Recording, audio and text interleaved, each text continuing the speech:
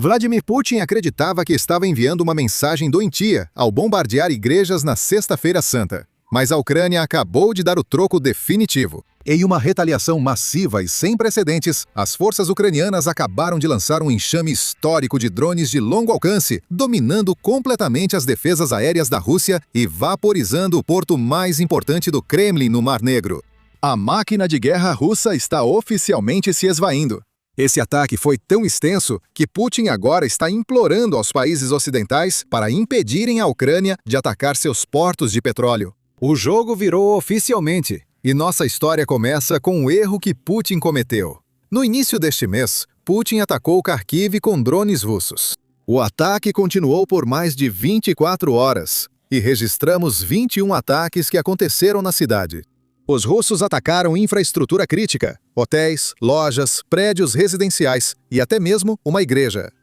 Então, Putin foi além. Apenas 2 dias após o ataque a Kharkiv, a Rússia atacou novamente. Era Sexta-feira Santa e a Rússia atacou mais 2 igrejas cristãs ortodoxas que estavam celebrando o dia sagrado. Uma foi parcialmente destruída, como mostram as imagens, e a outra danificada.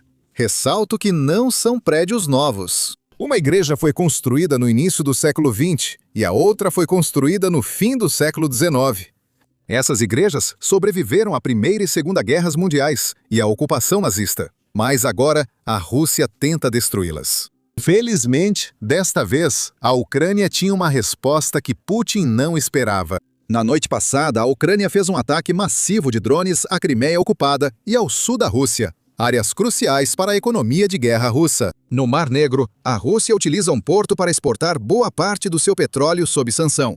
E foi exatamente esse o alvo da Ucrânia. Dê uma olhada nesse porto depois do ataque. Parece algo saído direto de um filme.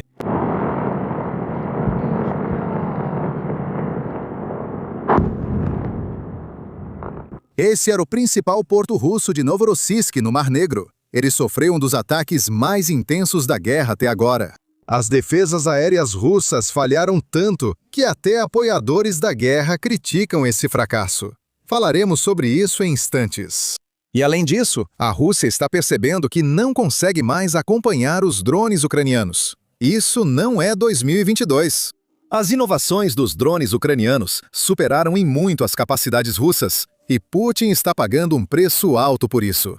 6 das 7 plataformas de carregamento de petróleo do terminal foram danificadas. Eram usadas pelos russos para carregar e descarregar petroleiros. Era uma infraestrutura crítica e o ataque afetou também oleodutos, unidades de controle e estações de monitoramento de petróleo. Um grande incêndio está queimando por todo o porto. Isso significa que não saberemos a extensão total dos danos até que esse incêndio seja controlado. Aqui está a análise de por que esse ataque foi tão importante. A Rússia possui 3 principais locais para exportar petróleo e derivados para o oeste. 2 deles, Primorsk e Ust-Luga, ficam no Mar Báltico, ao norte da Rússia, perto de São Petersburgo. E o último fica em Novorossiysk, ao sul da Rússia, no Mar Negro. Esses 3 locais são responsáveis por cerca de 60% de todas as exportações de petróleo da Rússia. E nas últimas 2 semanas, a Ucrânia conseguiu atingir todos os 3. Esses portos são essenciais para a economia da Rússia e, por isso, altamente protegidos. Mas apesar disso, nas últimas 2 semanas, as forças ucranianas romperam as defesas russas pelo menos 7 vezes. Isso significa um ataque a cada 2 dias. A economia russa não consegue operar sob bombardeios em infraestrutura crítica. E mesmo dizendo infraestrutura crítica, sinto que isso subestima a importância desses portos. Isso ocorre porque a capacidade da Ucrânia de realizar ataques de longo alcance agora é superior às defesas aéreas russas. E além disso, a Ucrânia está melhorando e se adaptando mais rápido do que a Rússia consegue melhorar e se adaptar. Agora, é importante esclarecer que os portos não foram completamente destruídos. Segundo especialistas na internet, isso indica que será necessário ao menos 1 ano para reparar parte dos danos das últimas 2 semanas. E com base em imagens de satélite, podemos calcular aproximadamente que 10% do volume total dos portos ficará fora de operação por meses, e outros 20 a 30% ficarão fora pelo menos por semanas. Tudo isso depende de quão rápido a Rússia consegue reparar. Mas é aí que também precisamos lembrar que, enquanto a Rússia está consertando tudo isso, os ucranianos podem lançar mais drones e atacar o porto novamente. Então, Toda a matemática que estamos fazendo é baseada em todos os ataques que aconteceram até agora. Não leva em consideração nenhum ataque futuro que a Ucrânia venha a realizar. Além disso, nessas 2 semanas, a Ucrânia atacou 3 grandes refinarias de petróleo russas. Isso está desequilibrando a produção e exportação de petróleo da Rússia, fragilizando o sistema. Se a Rússia não refina o petróleo, não consegue exportar. Se a Rússia não exporta petróleo, fica sem espaço para armazenar. O que isso significa? Bem, vai chegar um ponto em todo esse sistema em que a Ucrânia terá causado tanto dano que a Rússia vai ter que fechar seus campos de petróleo. Ou seja, tudo estará ou danificado ou cheio. Os estoques estão cheios, as refinarias estão cheias, ou não estão funcionando. E isso significa que a Rússia simplesmente não pode colocar mais petróleo no sistema. Então, eles têm que fechar o campo de petróleo, ou os poços de petróleo que, você sabe, estão bombeando petróleo continuamente. Ao fechar um poço de petróleo, é tecnicamente muito difícil reabri-lo. Vou ser honesto, não sou especialista em petróleo, então não sei todos os detalhes. Mas pelo que li de especialistas, parece que a Rússia não quer fechar os poços de petróleo. Se as defesas aéreas russas seguirem falhando, terão que fazer isso futuramente. Quero compartilhar com vocês uma declaração recente do presidente Zelensky, denunciando a hipocrisia russa globalmente. Agora, antes de fazermos isso, só um lembrete rápido para você clicar no botão de curtir e se inscrever aqui embaixo. Isso nos ajuda bastante no algoritmo, principalmente agora que o canal tem enfrentado dificuldades nas últimas semanas. Vamos seguir com essa declaração. O problema com os russos é que eles adoram falar sobre concessões, mas nunca querem fazê-las. Eles só falam a linguagem dos ultimatos. Eles querem que a gente se retire do nosso território, que está sob nosso controle. Mas o motivo dessa exigência está nas enormes perdas que eles sofreram. Eles pensam que, se recuarmos, não perderão centenas de milhares de pessoas. Apesar disso ser verdade, não podemos recuar, pois seria um grande risco para nós. A Rússia vai fortalecer sua posição na Ucrânia e se preparar para ampliar a ocupação. Os russos são mentirosos e estão fazendo joguinhos com o presidente Trump. Tenho 100% de certeza de que os russos querem nos ocupar completamente. Por isso, precisamos detê-los, alcançar o cessar-fogo, estabelecer garantias de segurança sólidas e seguir para a diplomacia. Por isso, os ataques ucranianos são tão importantes.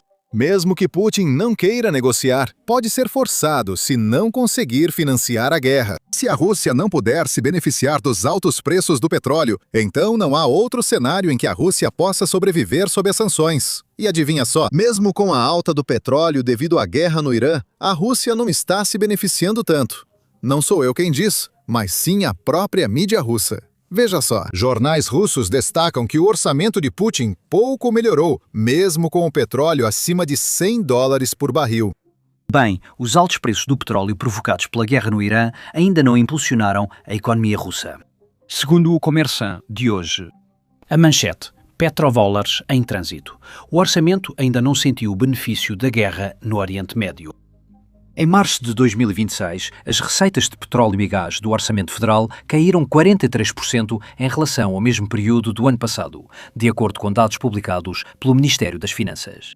O motivo para a queda na arrecadação, apesar dos altos preços do petróleo, é que em março as empresas pagaram impostos com base no preço estimado do petróleo euro em fevereiro, de $44,6 por barril. Os $77 por barril de março vão impactar as receitas em abril. Enquanto isso, o orçamento continua em uma situação difícil. Em março, outros 60 bilhões de rublos foram gastos do Fundo Nacional de Riqueza da Rússia para cobrir o déficit. Quando a receita adicional chegar, a situação deve melhorar. Interessante que Moskovsky Kamsimoritz mencione os ataques de drones ucranianos aos centros de exportação de petróleo da Rússia em Ust-Luga e Primorsk e às refinarias de petróleo, e admita um efeito negativo nas receitas de exportação de petróleo. De modo geral, pode-se dizer que os ataques às instalações de refino de petróleo não passaram despercebidos. Às vésperas da temporada de plantio, o governo teve que, de fato, congelar as exportações de gasolina até 1º de julho. Fica claro que o otimismo sobre receitas extras com a alta do petróleo é totalmente injustificado. Os acontecimentos exigem estimativas muito mais modestas. E adivinha só, Por causa dos ataques que estão acontecendo dentro da Rússia quase diariamente, agora estamos vendo até mesmo pessoas pró-guerra, basicamente ex-soldados que apoiavam a guerra antes, agora admitindo abertamente que a Rússia basicamente não está defendida. As defesas aéreas russas foram tão degradadas que grande parte do país, inclusive infraestruturas importantes como os portos citados no início do vídeo, está mal defendida. Essa é a realidade. A Rússia está ficando sem defesas aéreas. Eles estão sem mísseis e sem nada para deter drones e mísseis. Ouça, isso vem de um ex-coronel russo. O que precisamos ter em mente? Não existe mais retaguarda em praticamente todo o país. Portanto, agora é preciso estabelecer exigências totalmente diferentes para a localização dos postos de comando, das instalações de infraestrutura, para o sistema de defesa aérea do país e para a dispersão dos recursos materiais. Agora, com os meios modernos de ataque aéreo, tanto pelo ar quanto pelo mar, praticamente todo o território do país está sendo alvo. Isso não é um caso isolado. Veja outro blogueiro de guerra russo respondendo a uma pergunta honesta do público. A resposta para por que estamos perdendo tantos drones é que temos uma escassez muito séria de mísseis de defesa aérea, especialmente nas unidades Pantsir. Muitas vezes, os veículos ficam estacionados sem munição. Não há vergonha em falar honestamente? Na verdade, é vergonhoso não resolver esse problema. Respostas assim explicam por que Putin tenta tirar a internet russa do ar e bloquear o Telegram.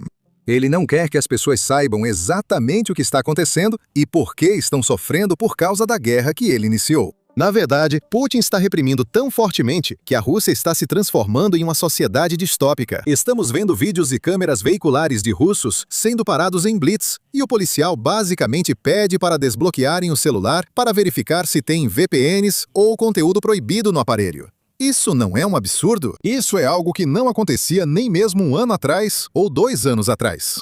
A guerra está se arrastando há tanto tempo e indo tão mal que isso está acontecendo. E não sou só eu dizendo. Veja o vídeo você mesmo. Bom dia! Polícia! Podemos ver seus documentos? Mostre sua carteira de motorista.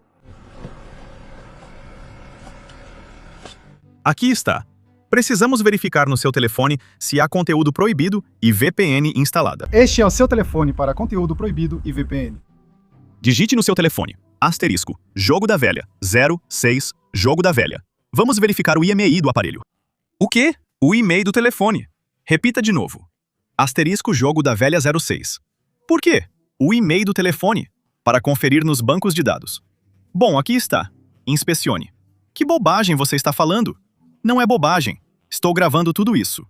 Tudo bem, pode gravar. Policiais pedem que eu verifique algo no meu telefone. E o que exatamente está sendo verificado? O IMEI. Olha, se o seu aparelho celular for perdido ou roubado, você vai à delegacia.